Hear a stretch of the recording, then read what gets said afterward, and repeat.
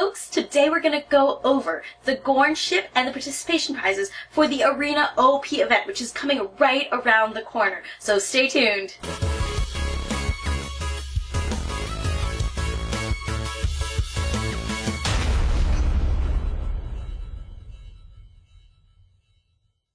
Okay, so let's get right down to it. Let's have a look at the ship first. And before we get to actually any of the cards, I wanted to talk a little bit about the paint job on the ship because it's really, really simple. And I normally am bothered by that, but to be perfectly fair, a lot of the OS ships end up looking like this because of the fact that in the show they didn't have high resolution and they didn't have high definition and it wasn't a big thing. So making the models was a very simple task as well.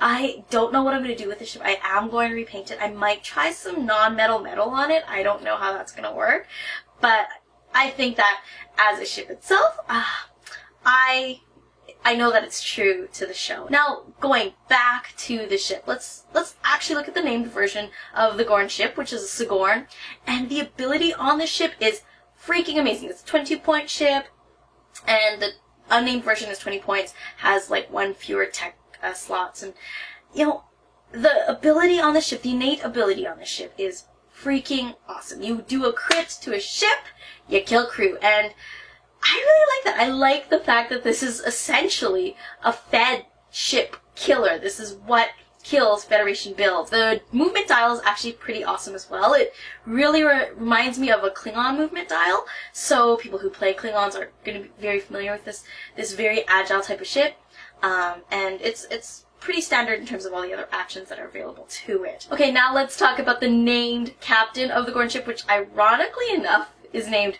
Gorn Commander, and you know, I guess they just didn't have the name in the fluff, but the ability on this dude for his points is freaking amazing. Like, he is probably, I'm going to say it, I think he's actually one of the best independent captains that are available now. And that's just because his ability is naturally awesome.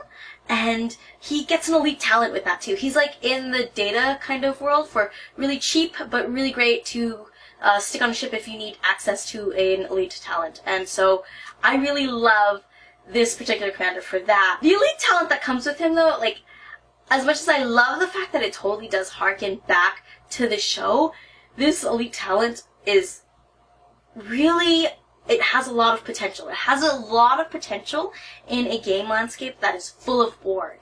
And if you want to split a fleet up that is Borg heavy, this is probably the way to do it. And I think that given that you've got, you know, these little tools now at you, I'm going to say that anything that you can do to limit Borg's movement is very helpful. Now, because the named version does have all the slots, there are cards to fill all those slots with if you want to play this prize pack as is. Let's go start with Jammed Communication, which, you know, as a fan of the show, I love it when they take the show and they like bring it right in to the game. But this card tactically is it's just not my favorite. I think that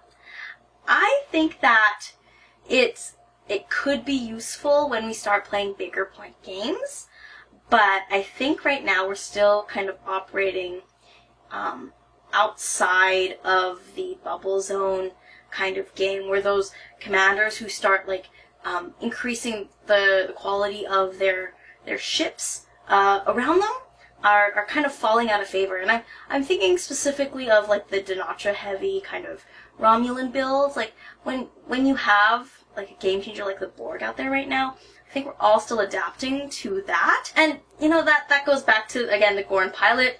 Having a move forward one kind of does help like make that movement just a little bit better.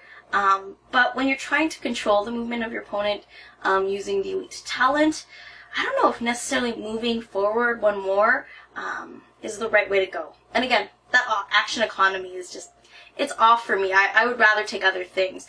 And when it comes right down to this particular ship, I think there are like a lot better actions available for it. Like, you know, especially with like getting the crew killing ability of the named version of the ship.